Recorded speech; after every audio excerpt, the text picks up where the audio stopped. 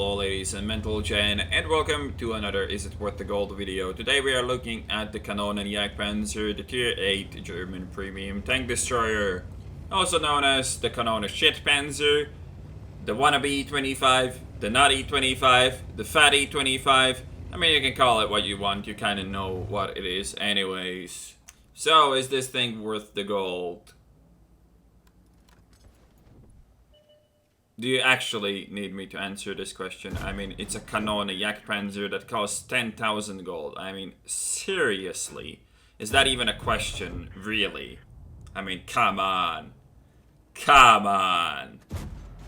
I mean, it's pretty obvious that this is a collector's item, and I would never recommend this to anyone as a premium credit maker, and not necessarily because of the reasons you might think. I mean, it's not actually that horrible as a tank, it's just that there's so many better options out there, especially in this price range. I mean, pay 900 more gold and get a Scorpion TD instead of this little shit, and Scorpion TD is much better than this, for sure. And, you know, without that, you can buy all the good premium tanks for about as much money as this thing costs, actually. So it is pretty stupid to buy something like this, especially with the other options that you have. Before we talk about too much random shit, a couple of things to note. First of all, how is the video quality now? I mess around some more with shadow plays, try to adjust the colors. The colors might be off a bit, but you know, tell me what you think in the comments below, of course. Anyways, let's get into the stats of this vehicle.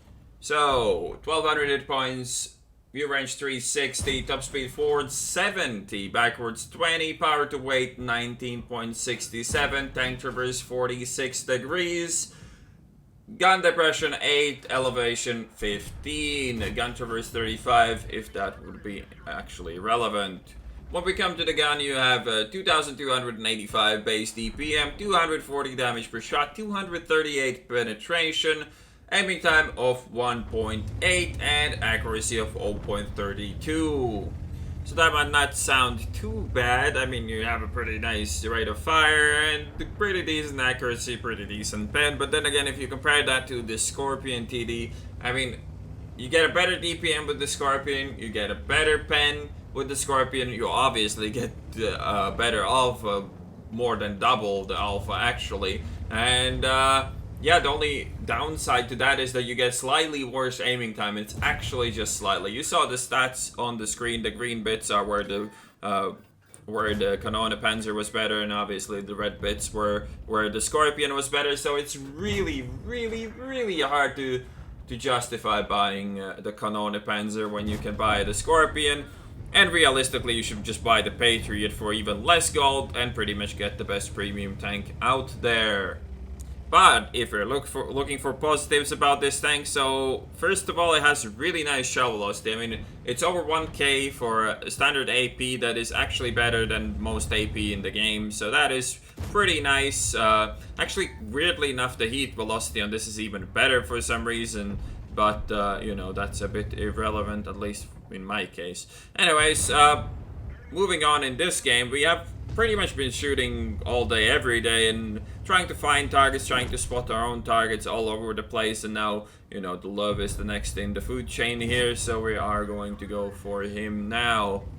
Started the game off with trying to get some spotting. We did manage to do that, and plus we managed to get some shots in as well there right at the start. Now, I mean, this love is obviously fucked. We're just gonna finish him off here. Hopefully I don't have to take another hit, and it shouldn't really happen here. So yeah, there he goes. But yeah, we started off with a aggressive spotting. Well, not really aggressive, but you know, just trying to see what we can pick up. Then we managed to relocate to the other side of the map. Then we managed to come back and shit on this side of the map again. So you can see the mobility of this tank is definitely there. It doesn't really go 70 like, you know, it says it should, but it's still a really fast TD. It turns well. It, you know, it's generally just fast. Not as fast or as good as E25 in most ways, but it definitely is close to that level of mobility. And here, sadly, I take the shot in the face, but we do still have quite a bit of hit points, and it's 12-5. So this game is kind of over. We kind of dominated pretty much the entire map. We were we went where we were needed, and we did quite a good damage so far. I mean, this was actually the first game I ever played in this tank, and you know, the first impression wasn't actually that bad. I mean, sure, we missed a lot of shots as well, especially those fully aimed ones on that KV-1S, or KV-85 was a bit of a pain in the ass, but other than that, we landed pretty much most of the shots that we should have, and these are some nice shots here as well. Overall though, Kanonenjagdpanzer definitely beat my expectations, well, that I had before I played it, because I really expected absolutely nothing of it. I expected it to be absolute shit and terrible in every possible way, and I mean, it is terrible in most ways. The pleasant surprise here, I guess, is just the mobility, and, you know, mobility is nice in World of Tanks no matter on what kind of a tank it is. It makes it so much easier to just relocate and find damage, and that is definitely the advantage of this tank, but overall the package is just not good enough to be recommended to anybody, and it costs just way too much, so yeah, do not buy. As for equipment though, I was running camo on it in this game, but the more I played it, the more I realized that you don't really stand still enough for the camo net to really take effect. If the camo net stayed active on you traversing the tank, it would be fine, but it doesn't do that.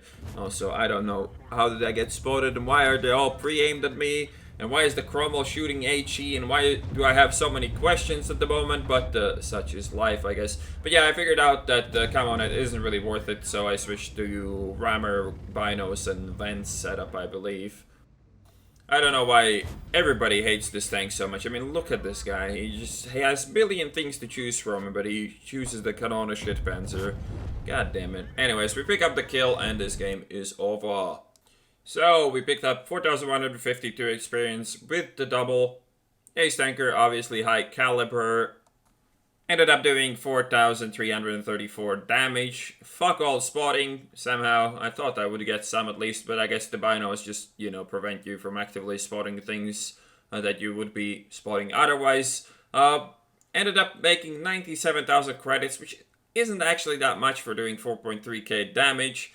So yeah, the credit making ability, I mean, it is there, but it's definitely not the redeeming factor of this tank. It's like, you know, how many people claim that the Actag 88 is just, you know, so good because it makes so many credits per game for doing nothing. Well, this tank doesn't do that, so that is definitely not a reason to buy it, and there's no real good reason to ever fucking buy this. So yeah, is this thing worth the gold? Well, fuck no.